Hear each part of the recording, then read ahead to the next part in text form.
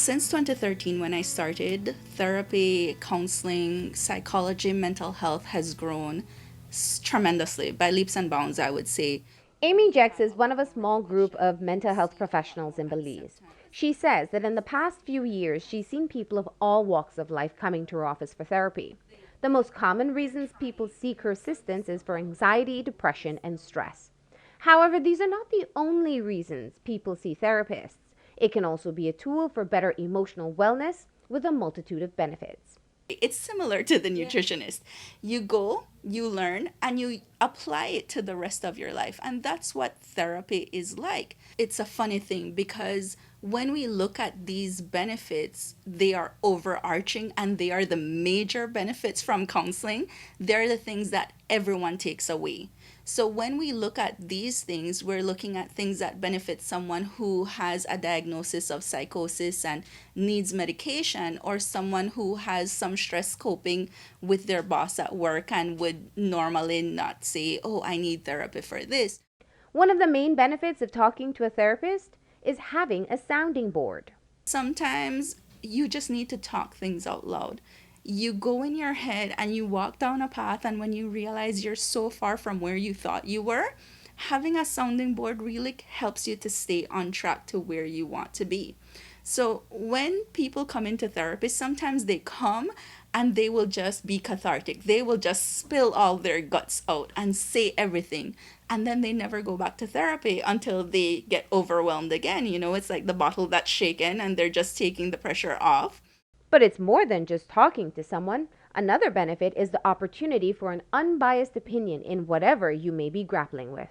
Very often people will come because they say, I don't want to talk to my aunt. I don't want to talk to my cousins. I don't want to burden my children. I have no one else to talk to. So they come to therapy for an unbiased listener. We often realize that talking helps us. It helps free our mind. It helps free, unburden our soul. It really does help. The third benefit is developing a better understanding of yourself and your emotions.